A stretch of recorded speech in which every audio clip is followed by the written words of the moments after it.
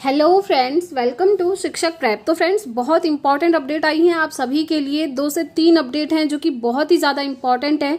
सबसे पहले यहाँ पर हम बात करेंगे जो आपका परीक्षा पैटर्न है टीआरई 4 में, वो आपका चेंज, जी हाँ, इसको लेकर एक अपडेट आ चुका है। साथ ही साथ जो आपका टीजीटी पीजीटी फाइनल आंसर की को लेकर अपडेट है।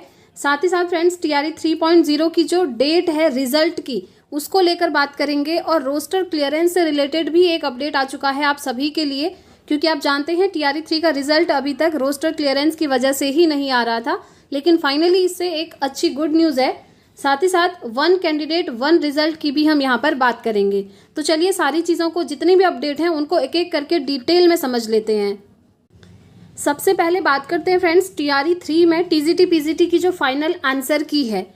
देखिए, फाइनल आंसर की को लेकर अपडेट आ चुका है। टीआरई 3 का आदर्श उत्तर जारी। बीपीएससी ने संशोधित तीसरे चरण की शिक्षक नियुक्ति परीक्षा का आदर्श उत्तर, यानी कि जो आपकी फाइनल आंसर की है, वो जारी कर दिया है। गुरुवार को देर शाम माध्यमिक विषयों का उत्तर जारी किया गया, यानी कि कल लेट नाइट जो है आपका 9-10 का फाइनल आंसर की आ चुका है। और जैसे ही ये ऑफिशियल वेबसाइट पर आया था फ्रेंड्स, तो मैंने आपको सेम टाइम टेलीग्राम पर शेयर कर दिया था, और जिन भी स्टूडेंट्स ने एग्जाम दिया था उन्होंने अपना चेक भी कर लिया है। सिर्फ नृत्य विषय को छोड़कर अन्य सभी विषयों का उत्तर जारी कर दिया गया है। ये जो डांस वाला सब्जेक्ट है इसका अभी नहीं आया है, इसको छोड़ करके बाकी सब्जेक्ट्स का आ चुका है। आयोग ने इसके पूर्व 1 से 5 और 6 से 8 का भी आदर्श उत्तर जारी कर दिया है। ये तो आपका बहुत टाइम पहले ही कर दिया, आप जानते ही हैं, 1 to 5 और 6 to 8 का। लेकिन 11-12 का अभी तक फाइनल आंसर की नहीं आया है फ्रेंड्स, ठीक है। कल सिर्फ 9-10 का ही आया था। अब सरकार से अनुमति प्राप्त होते ही रिजल्ट जारी कर दिया जाएगा। इस रिजल्ट के माध्यम से लगभग 87,774 नियुक्तियां की जानी है, क्योंकि आप जानते हैं जो वैकेंसी आई थी इतने ही नंबर पर आई है, 87,774। तो इतनी रिक्तियां भरी जानी है। इसके लिए रिजल्ट को लेकर अब अपडेट है। तो चलिए रिजल्ट को लेकर क्या अपडेट है एक बार उसको देख लेते हैं। तो देखिए, रिजल्ट से रिलेटेड जो यहाँ पर आया है अपडेट, टीआरई 3 के रिजल्ट में देरी की वजह बना रोस्टर क्लियरेंस। आप जानते हैं जब तक सभी डिस्ट्रिक्ट से रोस्टर क्लियरेंस नहीं भेजा जाएगा शिक्षा विभाग को, तब तक आपका टीआरई 3 का रिजल्ट नहीं आने वाला है फ्रेंड्स। तो चलिए थोड़ा डिटेल में देखते हैं। तीसरे चरण के विद्यालय अध्यापकों की नियुक्तियों के लिए अभी तक पूरा नहीं हो सका रोस्टर क्लियरेंस। बिहार लोक सेवा आयोग की तरफ से की जा रही तीसरे चरण की शिक्षक नियुक्तियों का रिजल्ट अभी तक जारी नहीं हो सका है, जबकि इसकी परीक्षा हुए महीनों हो चुके हैं। आप जानते हैं एग्जाम मार्च में ही हो गया था। दरअसल 50% आरक्षण के हिसाब से जिलों से रोस्टर क्लियरेंस कराया जा रहा है। आप जानते हैं फ्रेंड्स, क्योंकि जब नोटिफिकेशन आया था ना, तो वो 65% आरक्षण दे करके आया था, लेकिन अब क्योंकि आपका आरक्षण 50% हो गया है, तो 50% आरक्षण के हिसाब से ही आपका रिजल्ट बनेगा और रोस्टर क्लियरेंस जो है आपका भेजा जाएगा, ठीक है। तो देखिए, हालांकि इससे संबंधित आदेश हुए भी करीब 2 माह हो चुके हैं। किससे संबंधित? ये जो रोस्टर क्लियरेंस है इससे संबंधित। लेकिन अधिकतर जिलों ने रोस्टर क्लियरेंस नहीं किए हैं। यही वजह है कि तीसरे चरण की नियुक्तियों के रिजल्ट अभी तक घोषित नहीं किया जा सका है। सूत्रों के अनुसार अभी तक बेमुश्किल से 4-5 जिलों ने ही रोस्टर क्लियरेंस कराकर अपनी रिपोर्ट शिक्षा विभाग को भेजी है। हालांकि शिक्षा विभाग ने एक बार फिर जिलों को रोस्टर क्लियरेंस करने के लिए कहा है। तो कुछ डिस्ट्रिक्ट से आ चुका है, लेकिन अभी सभी डिस्ट्रिक्ट से नहीं आया है। जब तक सभी डिस्ट्रिक्ट से नहीं आएगा तब तक फ्रेंड्स आपका रिजल्ट नहीं आ पाएगा। तो रिजल्ट में थोड़ा टाइम आपका लगेगा। आप ये मानकर चलिए अक्टूबर एंड तक ही आपका रिजल्ट आएगा, और उससे पहले तो अभी 11-12 की फाइनल आंसर की भी आनी बाकी है, ठीक है। ये अपडेट है आपका रिजल्ट को लेकर, और 11-12 की फाइनल आंसर की को लेकर, और 9-10 की फाइनल आंसर की को लेकर भी है, जो कि आप कल देख चुके हैं। लेट नाइट आपका फाइनल आंसर की आ चुका है। चलिए अब हम बात करते हैं फ्रेंड्स कि जो आपका टीआरई 3.0 में 1 कैंडिडेट 1 रिजल्ट की बात हो रही है। तो देखिए फ्रेंड्स, मांग तो की जा रही थी कि एक कैंडिडेट का एक रिजल्ट दीजिए, और अगर ऐसा होगा तो काफ़ी अच्छा होगा। ये जो 87,000 प्लस वैकेंसीज आई हैं, ये सारी फुलफिल हो पाएंगी। अगर ये 1 कैंडिडेट 1 रिजल्ट नहीं करते हैं तो ये सारी सीटें बिल्कुल भी फुल नहीं होंगी फ्रेंड्स, और इसीलिए अभ्यर्थियों द्वारा मांग की जा रही है कि 1 कैंडिडेट 1 रिजल्ट दीजिए।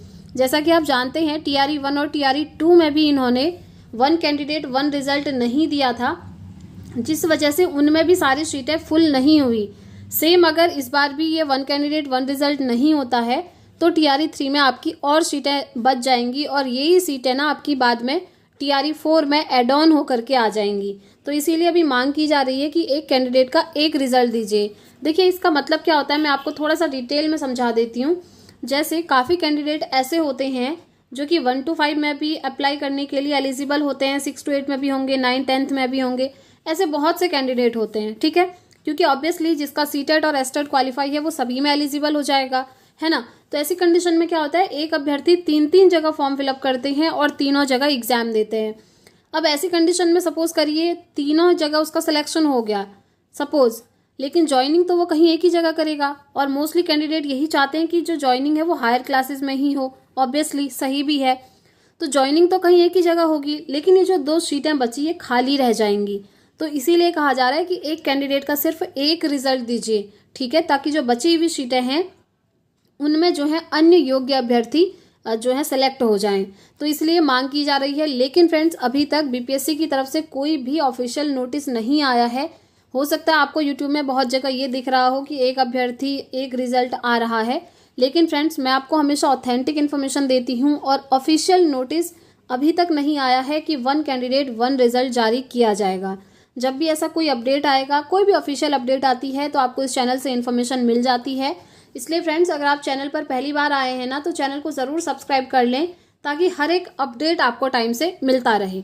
चलिए अब हम बात करते हैं TRE 4.0 में जो परीक्षा का पैटर्न है वो किस तरीके से चेंज हुआ है। तो चलिए एक बार उसको डिटेल में समझते हैं। देखिए यहाँ पर बीपीएससी में हिंदी का पेपर अब यूपीएससी स्तर का होगा, क्योंकि मौजूदा पैटर्न से चुने गए अधिकारी और शिक्षक शुद्ध आवेदन तक नहीं लिख पा रहे हैं, ठीक है। ऐसा पेपर होगा जिससे अच्छी जानकारी वाले ही चयनित हो सकेंगे। तो अब आपका जो हिंदी का पेपर है, देखिए क्योंकि इसमें रिसर्च हुई है, दूसरे राज्यों की प्रतियोगी परीक्षा में हिंदी के पेपर के रिसर्च के बाद आयोग तैयार करेगा प्रश्न पत्र, मात्रा शब्द युग्म पर विशेष ध्यान, क्योंकि जितने भी लोग सेलेक्ट हो रहे हैं इनका कहना है कि एक इन्फॉर्मेशन तो ये भी आ रही थी कि लोगों को एप्लीकेशन लिखना तक नहीं आ रहा, जिसको हम प्रार्थना पत्र कहते हैं, ठीक है। और यहाँ पर ये गलती के 2 उदाहरण भी दिए हैं। आई थिंक ये प्रार्थना पत्र ही है, एप्लीकेशन वही लिखनी नहीं आ रही है, और इसमें जो जो मिस्टेक हुई है उन्होंने देखिए राउंड किया हुआ है। तो इसलिए कहा जा रहा है जो अब आपका हिंदी का पेपर होगा ना फ्रेंड्स, वो आपका यूपीएससी लेवल का होगा। तो अब हिंदी यानी कि जो आपका क्वालिफाइंग नेचर का एग्जाम है उसको थोड़ा सा डीपली आपको पढ़ना पड़ेगा, ठीक है। चलिए और देखते हैं इसमें क्या चीज़ें डिटेल में दी हैं। बीपीएससी की ओर से होने वाली सभी परीक्षाओं में हिंदी का पेपर कठिन होगा। पेपर का स्तर यूपीएससी की तरह होगा, ठीक है। बीपीएससी के सभी एग्जाम्स की बात हो रही है। पेपर को दूसरे राज्यों में होने वाली प्रतियोगी परीक्षा के पेपर को रिसर्च करने के बाद ये तैयार किया जाएगा। और क्योंकि देखिए बीपीएससी हिंदी के पेपर का स्तर सुधारने की इसलिए तैयारी कर रहा है क्योंकि चयनित अधिकारी और शिक्षक सही तरीके से आवेदन ही नहीं लिख पा रहे हैं, ठीक है। कई अधिकारी और शिक्षक आवेदन लिखते समय अधिकतर गलती कर रहे हैं। गलतियों की वजह से कई बार आवेदन पत्र करने वालों को भी सही जानकारी नहीं मिलती है। तो अधिकारियों का कहना है कि सब्जेक्टिव पेपर नहीं होने की वजह से अभ्यर्थियों का हिंदी ज्ञान जानना संभव नहीं है। ऐसे में ऑब्जेक्टिव पेपर ही ऐसा तैयार किया जाएगा कि अच्छी जानकारी वाले अभ्यर्थी ही चयनित होंगे। साथ ही आयोग ने चयनित अधिकारी लिखने में मामूली गलतियां न करें। तो ये सारी चीज़ें हैं फ्रेंड्स आपके सामने। आने वाला जो आपका बीपीएससी TRE 4 होगा वहाँ पर आपको देखने को मिल सकता है कि जो हिंदी का पेपर है वो आपका यूपीएससी लेवल का है। तो हिंदी को आपने थोड़ा सा डीपली पढ़ना पड़ेगा, क्योंकि आप जानते हैं हिंदी में हम जितना भी ग्रामर पढ़ते हैं ना, पर्यायवाची, संज्ञा, सर्वनाम, उपसर्ग, प्रत्यय, सारी चीज़ें, तो उसके अंदर डिटेल से अब क्वेश्चन पूछेगा। सिंपल नहीं पूछेगा कि इस शब्द में कौन सा प्रत्यय है। कुछ ऐसा होता है जो प्रत्यय हमें देखकर पता लग जाता है, कुछ ऐसा होता है जो उसमें छुपा हुआ होता है, उसके लिए हमको डीपली पढ़ना पड़ेगा। तो इस तरीके से, तो इसीलिए हिंदी का पेपर अब आपका थोड़ा सा टफ आएगा। और फ्रेंड्स अगर हम TRE 4 की बात करें तो जो आपका TRE 4.0 है ना, अब आपका वो 2025 में होगा, उससे पहले नहीं होगा। 2025 यानी कि जनवरी फरवरी मानकर चलिए। तो जिन भी कैंडिडेट का TRE 3 में अच्छे मार्क्स नहीं आ रहे हैं या फिर जो फ्रेशर कैंडिडेट हैं वो अभी से TRE 4.0 की प्रिपरेशन में लग जाइए, ताकि जब 2025 में आपका TRE 4 होगा तो आपका वहाँ पर सिलेक्शन हो पाए, ठीक है। बाकी हिंदी के पेपर को लेकर क्या अपडेट था मैंने आपको बता दिया। तो क्वालिफाइंग नेचर का जो एग्ज़ाम है उसको हल्के में मत लेना, क्योंकि फ्रेंड्स वहाँ पर क्वालिफाई होना ज़रूरी है। अगर आप क्वालिफाई नहीं होंगे ना लैंग्वेज वाले पोर्शन में, तो आपका जो मेन सब्जेक्ट है उसको चेक ही नहीं किया जाएगा, भले ही आपके मेन सब्जेक्ट में 90% मार्क्स क्यों ना आ रहे हों, ठीक है। तो क्वालिफाइंग नेचर वाला जो पेपर है, हिंदी और इंग्लिश दोनों को ही आपको अच्छे से पढ़ना पड़ेगा। तो आज के लिए यही इंपॉर्टेंट इन्फॉर्मेशन थी फ्रेंड्स। बाकी जो भी अपडेट आएगा आपको बता दिया जाएगा। और अगर आप चाहें तो फ्रेंड्स हमें आप टेलीग्राम और व्हाट्सएप चैनल पर फॉलो कर सकते हैं। लिंक आपको इसी वीडियो के नीचे डिस्क्रिप्शन बॉक्स में दिया हुआ है। और आप जानते हैं इवनिंग में हमारी सीटेट की क्लासेस होती हैं, अगर आप चाहें तो उन क्लासेस को भी ज्वाइन कर सकते हैं। तो इस वीडियो में इतना ही रखते हैं फ्रेंड्स, मिलते हैं नेक्स्ट वीडियो में नेक्स्ट अपडेट के साथ। Thanks for watching.